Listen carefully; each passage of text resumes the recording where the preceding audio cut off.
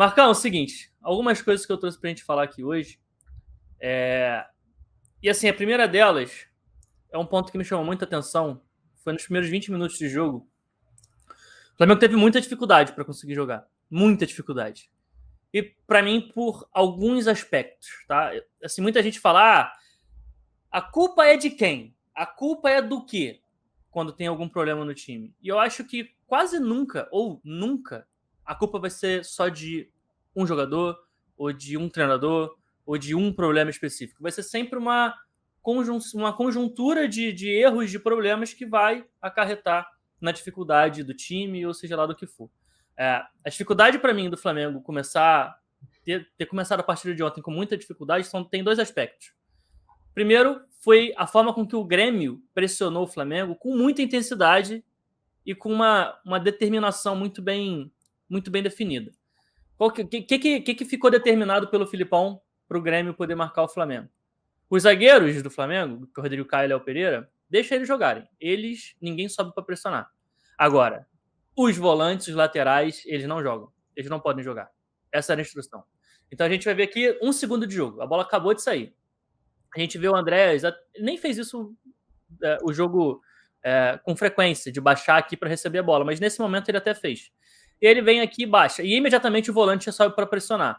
A grande questão aqui por mais que os volantes e os laterais do Flamengo tivessem que ser pressionados para não ter liberdade para sair jogando, o Grêmio também não ia tão lá na frente assim, ele não se deixava atrair tanto. Então, o volante do Grêmio ele até avançava um pouco, descolava um pouco dessa linha aqui do meio-campo do Grêmio, mas ele não ia até o final para pressionar o volante, porque senão ele ia justamente cumprir o que o Flamengo queria, que era atrair o meio-campo do Grêmio para poder encontrar espaço nas costas. Então o Grêmio ele vinha aqui para pressionar, mas se o jogador estivesse muito baixo, estivesse muito perto dos zagueiros, eles deixavam o cara ficar jogando e mantinham a linha mais ou menos sustentada aqui atrás. Nesse lance, o Andrés toca a bola aqui no Mateuzinho. E quando a bola entrava no corredor lateral, aí sim era uma pressão muito intensa. Então o jogador do Grêmio já vai descolar dali do meio, vai pressionar o Mateuzinho, os outros vão pressionar junto, então você vê que o Mateuzinho não tem nenhuma possibilidade de dar passe para frente e ele acaba tendo que recuar para trás. Bom, a bola entrando no Rodrigo Caio, como o zagueiro tem liberdade para jogar, ninguém sobe para pressionar, todo mundo volta para recompor a linha aqui do Grêmio. A dupla de volantes do Flamengo foi Thiago Maia e Andreas. A gente não teve um jogador que para mim é o melhor primeiro volante do Brasil, que é o William Arão. Para mim também. Oi? Para mim também. Exato, para o Marcão também. Para algumas pessoas, eu já ouvi muita gente falando isso. E também não tinha o Diego, que é um cara que está acostumado a jogar de costas para pressão, de sair. Ele tem feito esse papel durante muito tempo. E aí, independente da gente discutir se o Diego tem que ser titular ou não, a questão é que nessa fase do jogo, nesse momento do jogo, ele vinha entregando muito bem nessa temporada. E o Flamengo sentiu falta de ter esse tipo de jogador que saísse dessa pressão, que conseguisse girar. E aí eu queria falar um pouquinho sobre o Thiago Maia, porque assim, a diferença do Thiago Maia pro Arão, muita gente fala que o Thiago Maia tem que ser titular no Flamengo. E aí muita gente às vezes pede ele até no lugar do próprio Arão, porque muita gente não gosta do Arão na torcida do Flamengo, o que me impressiona. Mas muita gente ainda tem aquele rancor antigo da época que o Arão fazia mais besteira, não ia tão bem, e mantém isso até hoje. Enfim, eu mudei minha opinião drasticamente em relação ao Arão e não vejo nenhum problema em relação a isso. Mas muita gente pede o Thiago Maia de primeiro volante. E o Thiago Maia entrega algumas coisas muito positivas. Mas nessa questão da distribuição, ele peca. E eu vou mostrar aqui alguns lances em que ele tinha a possibilidade de conseguir jogar para frente, mas ele não joga. Aqui, por exemplo, ele vai receber o passe do Léo Pereira. Isso aqui é até a mesma jogada no anterior. Tem um espaço nas costas dele numa região determinada. Vamos supor que nessa jogada aqui, por exemplo, ele tivesse a capacidade de receber com o pé direito, já girando o tronco para aquele espaço. Muito ele está mal orientado, não está não, Pé? Também. Mas mesmo que você esteja mal...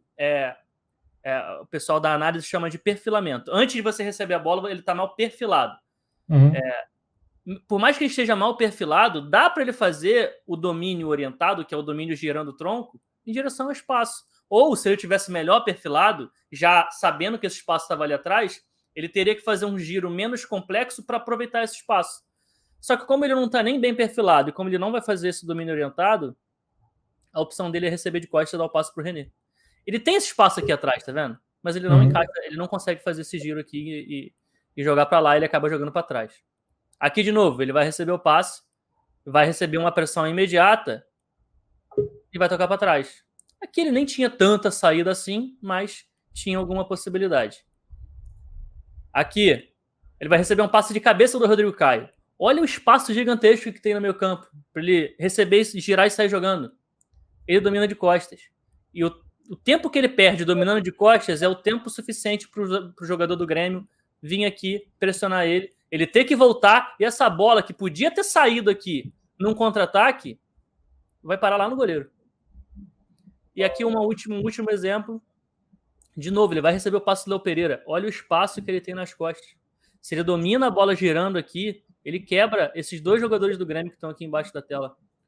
Mas ele não faz esse domínio, ele devolve de primeira pro Léo Pereira e perde essa possibilidade. Então, assim, eu não tô aqui falando que o Thiago Maia é um mau jogador, não é. Mas nessa característica, nessa fase do jogo, nesse ponto de distribuição de jogo, de ser o volante que vai fazer a saída de bola imediatamente à frente dos zagueiros, ele não consegue cumprir bem essa função. Aí você vai me perguntar, mas, pô, Pet, o Thiago Maia tem um bom passe. Realmente, ele tem um bom passe. Mas não nessa fase do jogo.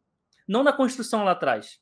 Ele tem um bom passe normalmente quando ele recebe com menos pressão e aí ele consegue encontrar um passe em profundidade.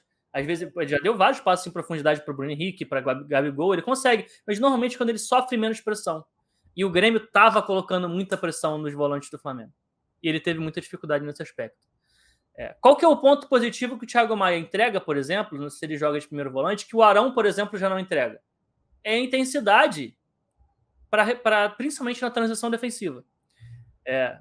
Nos primeiros 20 minutos, o Grêmio teve 6 contra-ataques. Porque o Flamengo tinha dificuldade de circular a bola, tinha dificuldade de encontrar o espaço, invariavelmente errava um passe ou perdia uma disputa e o Grêmio saía no contra-ataque. E aí vocês vão ver os contra-ataques que o Grêmio conseguiu fazer. Por quê? Porque o Flamengo estava perdendo as disputas, estava perdendo os duelos. O Grêmio estava conseguindo chegar mais vivo nos duelos. Então aqui, o Flamengo nesse momento, 3 minutos e 18, perde o duelo. 3 segundos depois, está todo mundo correndo para trás. Outro lance, 4 minutos e 33. O Flamengo perde essa disputa aqui.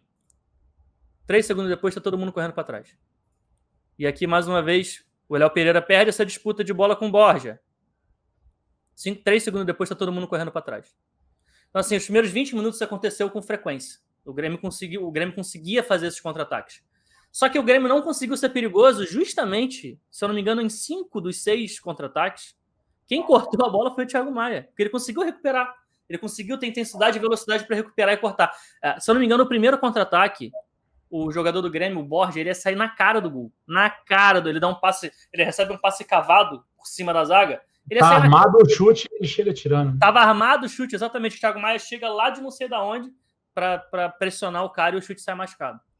Então, assim, é uma questão de característica.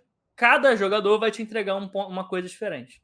Só que eu acho que o Flamengo está muito acostumado a ter o Arão ali fazendo essa distribuição. E talvez, eu não posso afirmar aqui porque a gente não sabe o que aconteceria. O Si não entrou em campo, então a gente vai estar fazendo um exercício de imaginação aqui. Mas talvez, se o Arão estivesse jogando, talvez o Flamengo tivesse mais dificuldade nesses contra-ataques. Porém, talvez o Flamengo nem tivesse sofrido esses contra-ataques. Porque talvez o Arão conseguisse encontrar os passos que o Thiago Maia não estava encontrando. Então, é uma questão de característica. É uma questão de jogadores tendo características diferentes, fazendo a mesma função, jogando na mesma posição. Eu achei que nos primeiros minutos, boa parte do primeiro tempo, eu vi o Andreas fazendo esse papel de buscar a bola dos zagueiros. Você mostrou alguns vídeos aí, eu realmente perdi um pouquinho do primeiro tempo, um pedacinho do primeiro tempo, mas o pouco que eu vi muito o Andreas vindo buscar o jogo como primeiro volante. Eu até achei que, até o Marcão me convenceu, o primeiro volante ele não jogou, mas para buscar essa saída de bola, eu vi também o Andreas fazendo e meio que muitas vezes liberando o Thiago Maia. Então, futebol é um jogo encadeado, né? Eu vou te explicar o que eu quero dizer com isso. Eu acho que não era o objetivo que o Andreas viesse buscar a bola aqui atrás. Eu acho que ele veio buscar aqui atrás justamente porque o Flamengo não conseguia encontrar ele lá na frente.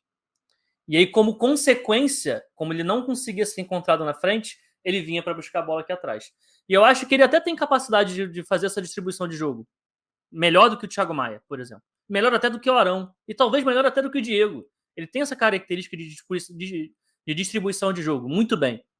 Só que ele ainda está se ambientando, né? Ele ainda não conseguiu engrenar. Ainda não chegou no Flamengo, propriamente dito. Ele ainda não mostrou nem de perto. Ainda, né? Hã? Segundo jogo, né? Segundo jogo ainda. Exato, segundo jogo. É um cara que nunca jogou no Brasil. Ele nunca nem morou no Brasil, até onde eu sei. Sempre morou na Europa. Então, assim, ele está passando aí por um processo de adaptação, de mudança de cultura, de várias coisas. Então, eu acho até normal. Acho que não é para decretar que o Andreas de segundo volante não vai funcionar nunca. E aí, eu já respondendo a pergunta do outro amigo que disse: mas será que o Andreas não tem que jogar na meia no lugar do Arrascaeta? Talvez, ele já fez a função ali também. Mas, 2 jogos, o cara se adaptando, não quer dizer que ele não vai prestar de segundo, entendeu? Acho que tem que ter um pouquinho mais de calma, tem que deixar um pouquinho as coisas acontecerem. Primeiro jogo que ele entrou foi contra o Santos. Ele entrou no lugar do Arrascaeta. Ele jogou alguns minutos nessa posição. Só que ali o jogo já estava morto, cara. E aí, mas ali ele jogou bem, porque ele fez gol, ele tava... Mas, o jogo já estava morto, já estava 2-0 quando ele entrou, se não me engano. Ele, obviamente, ajudou, jogou bem, mas foram os melhores minutos dele com o Flamengo. Mas foi... o recorte é muito pequeno para a gente determinar que ele vai funcionar como meia central, mas não vai funcionar como segundo volante. Acho que tem que continuar testando, tem que continuar trabalhando. Cara, o Everton Ribeiro ontem, para mim, foi o melhor em campo. Para mim, botou a bola debaixo do braço e dominou, né, as ações.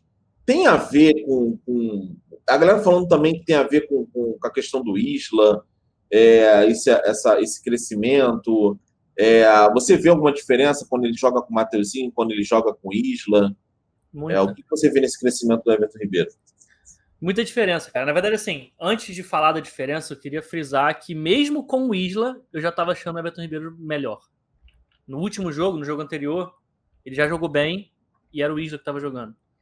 Então, não é... tá assistindo aí. Então, assim, não é uma questão de ele só joga bem com o Mateuzinho e joga mal com o Isla. Não acho que seja isso. Porém, quando joga o Mateuzinho, justamente por conta disso que o Marcão acabou de falar, do Mateuzinho atacar por fora, atacar por dentro e tudo mais, isso dá mais liberdade para o Everton Ribeiro fazer outras posições, se posicionar em outros lugares. Porque quando ele joga com o Isla, ele só pode jogar por dentro, porque por fora o Isla vai passar. Ele não pode ficar por fora para o Isla passar por dentro, porque o Isla não vai. Se o Everton Ribeiro está aberto, cara, eu já vi isso acontecer mais de uma vez. Pega para reparar em algum momento depois. Alguma hora isso vai acontecer de novo. Algumas vezes que o Everton Ribeiro abre e está quase na linha lateral e recebe a bola por ali, ao invés do Isla passar por dentro, ele passa por fora do campo. Ele vai fora do campo para passar por trás. É incrível, cara. É incrível. Então, assim, o Mateuzinho, com essas movimentações dele por dentro, hora por dentro, hora por fora, ele dá mais variação pro Everton Ribeiro. Variedade de passes. E o Everton Ribeiro, cara, é um cara que tem um passe muito bom. Então ele vai encontrar o Mateuzinho se ele estiver por dentro, se ele estiver por fora. Seria o lateral mais versátil, porque o Felipe joga mais por dentro. Você dificilmente vai ver o Felipe abrindo para cruzamento. É raro. Sim. O René também. O Isla só por fora. É o lateral hoje mais versátil do elenco? Eu acho. O Ramon só por fora também. O Ramon gosta de jogar mais por fora. Apesar do Ramon, cara, o Ramon tem me surpreendido, cara. Defensivamente contra o Palmeiras, ele foi muito bem. Contra o Palmeiras, cara, o jogo que ele fez contra o Palmeiras, eu nunca vi o Ramon indo bem assim defensivamente no jogo. E ele foi muito bem, muito bem. Tá aprendendo com o Felipe Luiz, assim, eu espero. Ele falou até, né? Ele deu uma entrevista pro Globo Esporte, falou que tá aprendendo muito com o Felipe Luiz e com o René, né? Ele falou, tô pegando muita experiência com os dois e tal, não sei o quê. O René que defensivamente tem o seu valor, né? Para não dizer que ele é bom, tem o seu valor. Ontem eu tava na Flá TV e tal, e até cogitaram ali mandar uma pergunta para coletiva e tal. Eu falei, pergunta do Lázaro, pelo amor de Deus, eu quero saber o que o Renato pensa do cara e tal. Acabou que não foi para coletiva, mas... Porque, assim, eu tô com essa expectativa de repente, ver o Lázaro futuramente sendo utilizado pelo Renato centralizado, porque ele jogou muito bem, cara. Ele jogou muito bem nos minutos que ele entrou ontem. Eu vou mostrar aqui 2 lances que aconteceram na sequência, que foi justamente nesse momento em que o Flamengo muda a saída de bola e coloca o Thiago Maia para jogar por fora, pela direita, avançando com o Mateuzinho, que as participações do Lázaro foram fundamentais para o lance para gerar uma chance de gol. O primeiro lance é aquele lance que o Everton Ribeiro chuta a bola e o Pedro não alcança. A bola passa raspando a trave. Esse gol surge da seguinte maneira. O Thiago Maia vem, encontra o passe aqui para o Lázaro. Então já está aqui o Lázaro como meia central entre as linhas de marcação do Grêmio. Então ele recebe, vai atrair a marcação tanto do zagueiro quanto do volante, do Kahneman e do Fernando Henrique, se não me engano. E já vai dar um passe de primeiro para o Everton Ribeiro. Então ele recebe entre as linhas e dá um passe de primeiro para o cara que está livre aqui, que é o Everton Ribeiro. Logo depois de dar o passe, ele já começa a se movimentar. Ele não dá o passe e fica parado esperando para ver o ontem, esperando para ver o que vai acontecer. Ele percebe a movimentação dos jogadores do Grêmio e vai se posicionar entre os dois jogadores do Grêmio para receber a bola, de novo. Então, assim, 2 segundos depois, ele já está bem posicionado para receber o passe de novo. E ele recebe com liberdade até, porque os jogadores do Grêmio estavam indo por cima do Everton Ribeiro. E aí aqui tem aquela questão que o Thiago Maia, a gente falou aqui no início da live, não teve lá na saída de bola. Ele já domina a bola girando em direção ao espaço. Então, assim, tem 3 jogadores do Grêmio vindo fazer pressão em cima dele, quase que do mesmo lugar, e ele gira para o outro lado, porque o outro lado tem mais espaço. Acaba que chegam outros jogadores, ele não consegue encontrar o passe, ele temporiza, ele segura, atrai os jogadores do Grêmio, mas, bom, não tem muita jogada para fazer, ele volta a bola no Thiago Maia. Só que ele dá a bola para o Thiago Maia e já vai aparecer para outro lugar, já sai correndo para se colocar mais à frente, para dar uma opção de passe. E o Thiago Maia vai abrir a bola no Mateuzinho e olha quem está livre para receber o passe de novo. Então, assim, o cara já é a terceira vez que ele vai tocar na bola nesse lance. Acho que, se eu não me engano, foi o lance que o Everton Ribeiro bate de direita, né? Exatamente esse lance. Exatamente esse lance. É a terceira vez que ele vai receber a bola nesse lance. Aqui, ele vai tabelar com o Mateuzinho. O Mateuzinho vai dar o passe nele, ele vai dominar de canhota, lembrando que ele é destro, ele vai dominar de canhota, e como ele domina com a perna esquerda, ele já consegue, no passo seguinte, na ação seguinte, dar o passe para o Mateuzinho de direita. Se ele não domina a bola de canhota aqui, o Mateuzinho entrar em impedimento. Porque o Mateuzinho está no limite. Então, ele dominar de canhota, dar o tapa de direita, aquele lance rápido, dominou de canhota, dá o passe de direita, só porque ele consegue fazer isso, é que ele consegue encontrar o Mateuzinho em condições de chegar na linha de fundo, e aí tem o lance lá do Everton Ribeiro que o Rodrigo acabou de falar. Esse aqui é o lance do gol. No lance do gol tem de novo uma movimentação, mas agora é sem a bola, tá? Uma movimentação do Lázaro sem bola, que deixa o Pedro no mano a mano dentro da área para receber o passe. Ele vai fazer esse movimento aqui que está nessa seta branca. Ele vai fazer esse facão aqui. E esse facão que ele faz vai aumentar a distância, porque ele vai atrair o Kahneman, vai aumentar a distância que tem entre os dois zagueiros. A região onde está essa seta azul é justamente onde a bola vai entrar para o Pedro. O Pedro vai atacar esse espaço aqui e a bola vai entrar para o Pedro. Ah, mas o zagueiro do Grêmio fica por trás dele. Beleza, mas ele vai receber a bola na marca do pênalti no mano a mano. E ele só recebe a bola na marca do pênalti no mano a mano porque o Lázaro tirou o Kahneman da posição. Então, assim, eu gostei muito da movimentação do Lázaro, cara. O tempo inteiro. Toca, movimenta, aparece, dá opção de jogo. Ele tava com muita liberdade para fazer isso como meia central e se sentiu muito confortável, cara.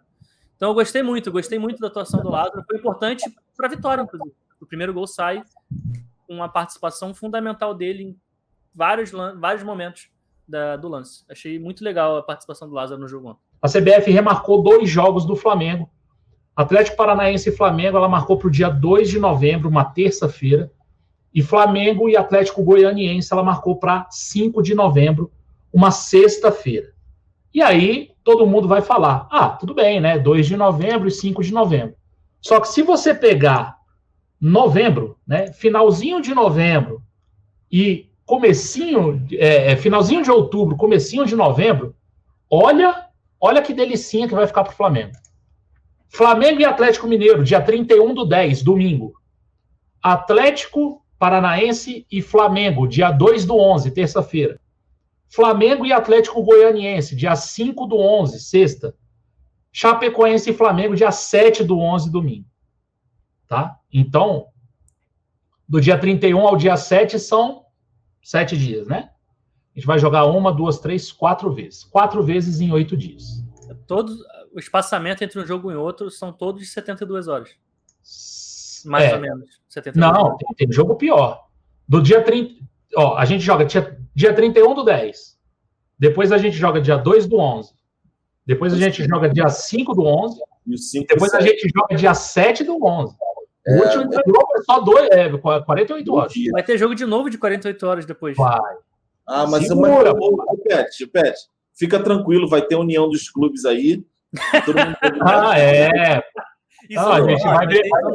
Agora, o Flamengo tem que brigar por isonomia para fazer o Atlético jogar nessa loucura aí. Fala, beleza.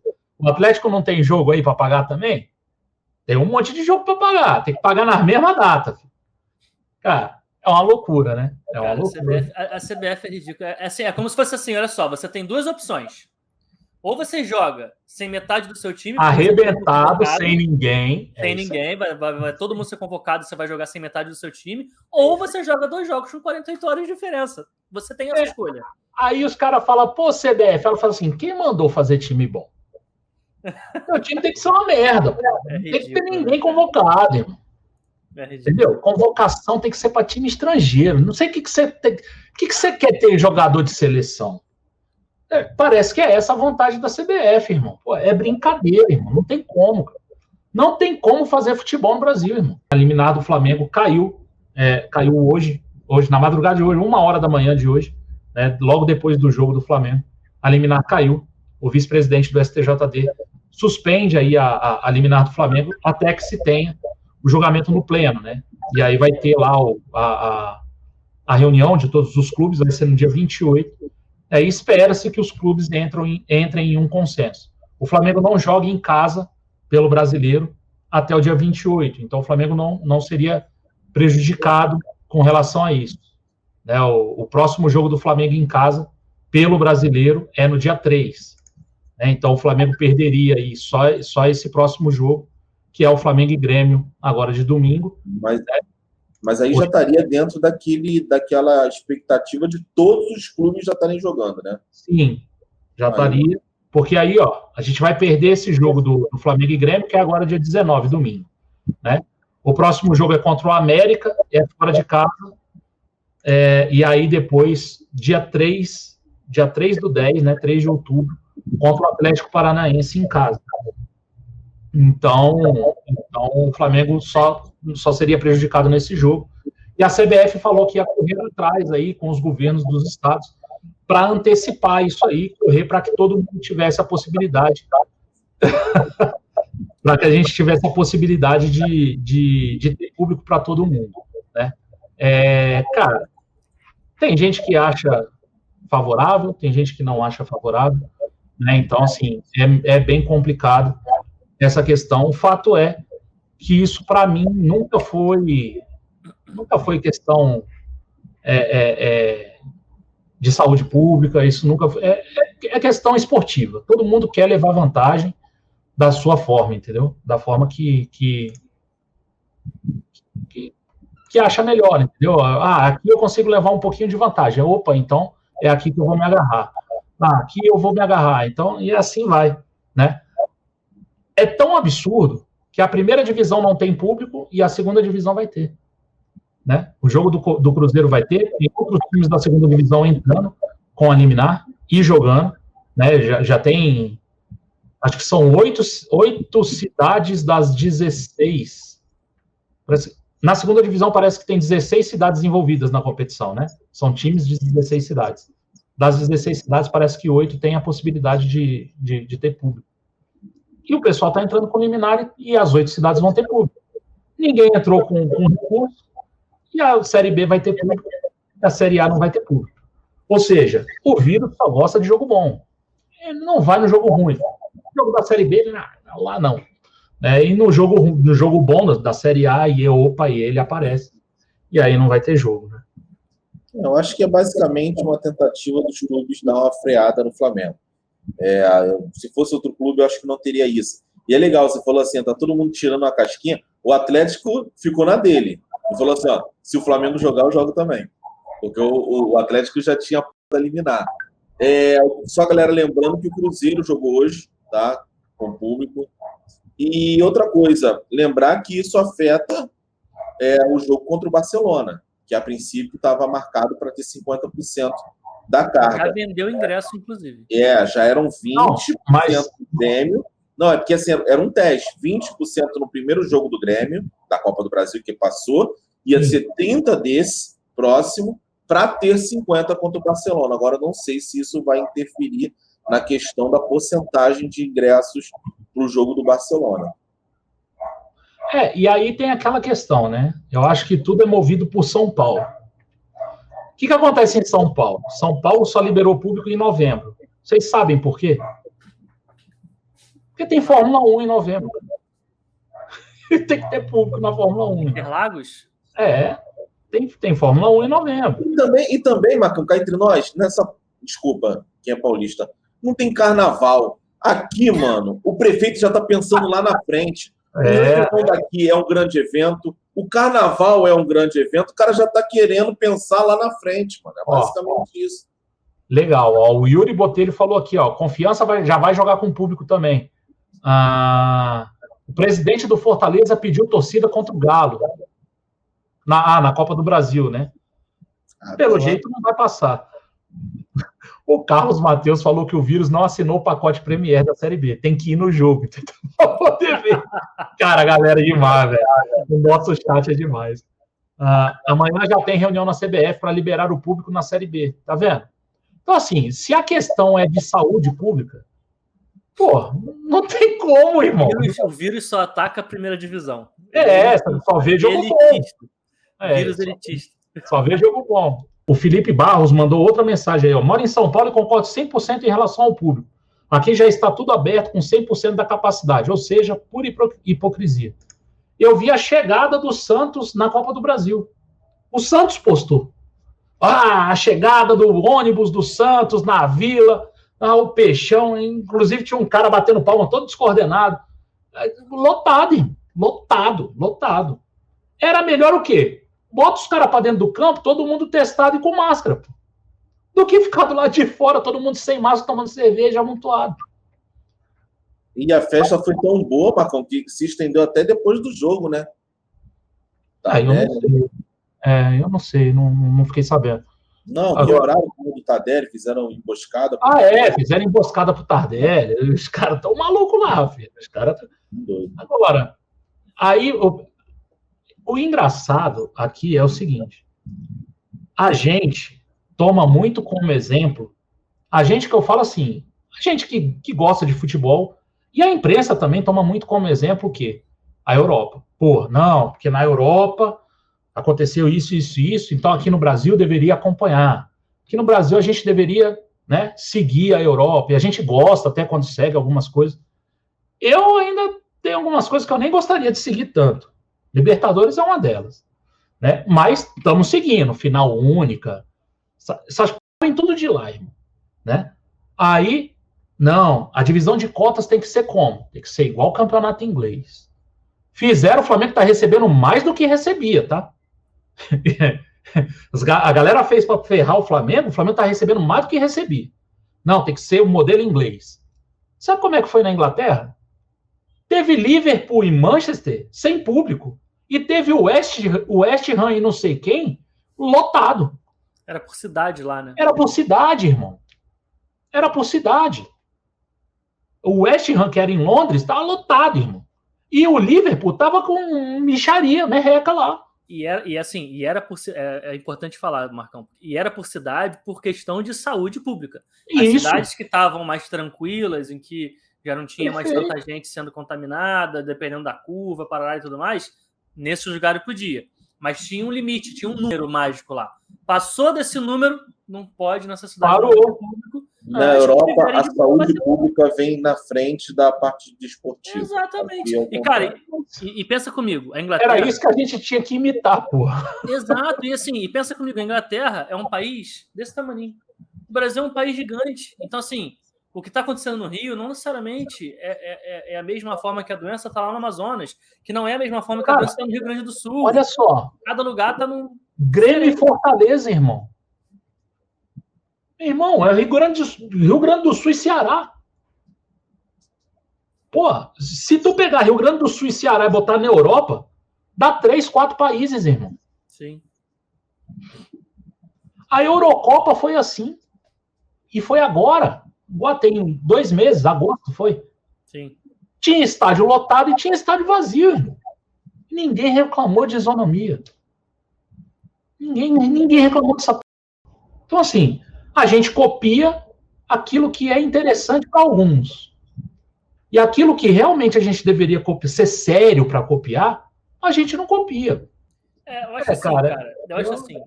Vai depender. Porque muita gente fala, mas ele é velho. Cara, mas ninguém tá falando que o Flamengo vai oferecer um contrato de 5 anos com o Daniel Alves. Vai ser um contrato aí de 1 ano e meio, 1 ano e pouco. Até a Copa, cara. Até o final de 2022. Igual foi com o Davi Luiz, até o final de 2022. Então, assim, cara, eu não sei, assim. Eu não vou falar que eu não torço nem pra que sim, nem pra que não, cara. Eu tô meio que em cima do muro nessa daí. Eu acho que se vier tem pontos positivos, e se não vier também tem pontos positivos. Porque, assim, eu tendo a crer, por exemplo, uma coisa que me incomodaria. Ele vem pro Flamengo pra jogar de lateral. Ele tira o espaço do Mateuzinho do time. Pô, o Mateuzinho tá muito bem, cara. Pois eu não gostaria de ver o Mateuzinho. Oi? A coisa que mais me dói nessa questão do Daniel Alves é a gente ter 4 laterais, cara. Então, mas aí esse é o ponto. Eu não acho que ele vem pro Flamengo, se ele vem, pra jogar de lateral. Não vai jogar, cara. Mas ele tá disputando vaga na seleção de lateral, cara. O nosso defasagem hoje de lateral, filho. E ele não vai... Se ele joga de lateral, ele se quebra. Pet, Copa do Mundo é ano que vem. Ele estava na última convocação. Você já viu o Danilo jogando? O Danilo é horroroso. Você acha que o Daniel Alves... não é horroroso. Aí a gente vai entrar numa discussão. O Danilo não é horroroso, porra. Não, pra seleção é. Não, pra seleção. Não é, porra. Não. Danilo é pra bom, seleção, cara. não. Eu acho ele bom. Não, pra time brasileiro ele é ótimo. Não, seria ótimo. Pra seleção ele é bom? Eu acho. Só que... Caramba. Enfim, assim, mas... Sem entrar em muitos detalhes. Não, tudo bem. Caramba, sem entrar em muitos detalhes. Mas assim... Só rapidinho, só para explicar, para o nego não me xingar aqui à toa. Só rapidinho, 1 minuto. Eu acho o Danilo bom em alguns aspectos. Ele é muito bom como lateral básico, aquele lateral que fica, sem subir muito. Lateral que faz saída de bola. Igual o Felipe Luiz fazer com o Rogério Ceni, por exemplo. Que não é a característica da seleção brasileira, né? Depende. É isso que eu tô falando. Depende.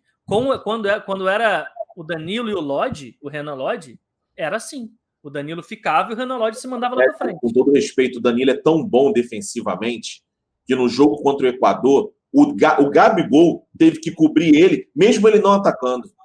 Rodrigo, o Danilo é bom defensivamente, cara. Ele pode ter falhado em um lance, não tem problema. Não, se ele é bom defensivamente, pra que o Gabriel tem que cobrir o corredor dele se ele sequer avança? Eu não sei qual você tá o Gabriel cobriu o Danilo, é ótimo. É sinal que ele não tá lá na frente, ele não vai aparecer pra fora. Deixa o Gabriel cobrir os caras. Sabe qual é o problema do Danilo? Sabe qual que é o problema do Danilo? O Danilo não é o lateral que o brasileiro gosta, que é o lateral de ultrapassagem. Não é o brasileiro, Pet. Sabe o que é? Sabe qual é a comparação? Eu acho que esse cara joga na Juventus. A comparação é Jorginho, Maicon, né? Cafu, Maicon, Daniel Alves e Danilo. Mas eu não falei que ele é do mesmo nível desses caras. Não é isso que eu tô falando. Então ele não serve. O sarrafo tá lá em cima. Mas olha só. Vamos lá. Ele pode jogar. Ele pode ser o menos pior. Eu não tô questionando, ele pode ser o menos pior da geração. Não tem como você errar outro cara, não. Da geração dele é ele que tem. Ele pode ser... Não, Pet, vamos lá. Ele pode ser o menos pior da geração e ele pode vir a ser o titular. Mas a gente, na análise, ele não é o jogador de seleção. A seleção tá aqui. Mas quem vai levar, então? Não, tudo bem. Pet, se ele é o menos pior, eu não acho, tá? Se ele é o menos pior, tudo bem, ele tá ali. Mas a gente vai contestar, porque ele não está no nível de seleção. É isso então, que o nível de seleção, ele não pode oscilar com o tempo. A seleção tá aqui. Então me explica ele ter jogado no Real Madrid e na Juventus nos últimos 6 anos. Ótimo empresário. Real Madrid, Juventus e City, ótimo. Não foi titular de lugar nenhum, meu irmão. Ótimo empresário. Se eu tenho empresário do Danilo, eu tava cantando no Sorriso Maroto, meu irmão. O Flamengo fez as trocas. O Flamengo que tinha na lista da Libertadores ainda o Gerson, o Hugo Moura e o Muniz, né, fez as trocas pelo Davi Luiz, o Kennedy e o Andreas Pereira. Então o Flamengo vai poder usar aí, né, o regulamento da Conmebol diz que para as semifinais e até 72 horas antes do início dessa fase, os clubes poderão substituir um total de 3 jogadores da lista de 50 e com os mesmos números dos substituídos. Tais substituições serão recebidas... Oi? Desculpa, quantas horas antes? 72? 72. Então ainda dá tempo do Daniel Alves jogar Libertadores. Dá. Isso que eu tô falando. Dá. É, por isso que eu tô falando. 72 horas antes do jogo do Barcelona. Por isso que eu tô falando. Teria que ser até domingo. Domingo, 9 horas da noite. É o deadline para ele jogar Libertadores, caso ele seja contratado pelo Flamengo. É dia 24, eu acho, né? Aí, teoricamente, quem rodaria seria o Kennedy, talvez.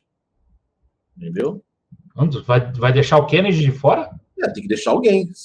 Supondo. Daniel Alves é anunciado pelo Flamengo. E aí, irmão? Aí eu ia ficar muito puto. Tá maluco, velho. Caraca, meu irmão. Olha a loucura. Bom, vamos voltar, né? Até 72 horas antes do início dessa fase, os clubes poderão substituir um total de 3 jogadores da lista de 50 e com os mesmos números dos substituídos. Tais substituições serão recebidas através do formulário de substituição dos jogadores, lá o formulário 6. As mudanças podem ser realizadas até 72 horas antes do início.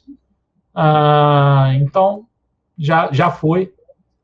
E outra, né? Se o Flamengo já fez a troca, isso está no GE, tá? E lá já disse que o Flamengo já fez, né? Já fez a troca. Então já era para o Daniel Alves, né? Então, Pet, você acha que o Davi Luiz tem condição de jogar esse jogo contra o Grêmio? Contra o Grêmio, não sei, cara. Assim, eu desde que começou esse burburinho, eu acho que até eu já segui o Davi Luiz no Instagram antes. Acho que, se eu não me engano, eu já segui. E se tu olhar, cara, o maluco treinava todo dia, tava correndo aí. Então, assim, fisicamente, ele já parece tá pronto. A grande questão é tempo de bola, é entrosamento, é pegar as coisas e tudo mais. Eu acho que, de repente, cara, se o objetivo... Aí eu não tenho informação interna, tá? Então é difícil a gente cravar aqui e afirmar se ele tem condição ou não, mas se o Flamengo pretende, seria importante que ele ganhasse minutos, pelo menos, contra o Grêmio. Se não como titular, entrar no segundo tempo para ganhar alguns minutos. Agora, se o Flamengo já identificou, depois dos testes, que não há possibilidade, aí muito provavelmente ele nem joga. Então acho que vai depender aí do planejamento do Flamengo em relação ao que ele já identificou de possibilidade para o Davi Luiz jogar contra o Barcelona ou não. Se vê uma possibilidade, eu acho importante que ele ganhe minutos. Se não vê, eu acho que ele dificilmente... Por exemplo, se o Davi Luiz não entra contra o Grêmio, é porque ele não vai jogar contra o Barcelona, eu acho. Porque não faz sentido o cara já sair estreando na semifinal da Libertadores. Eu acho meio complicado, né? É meio complicado o cara estrear já numa semifinal de Libertadores.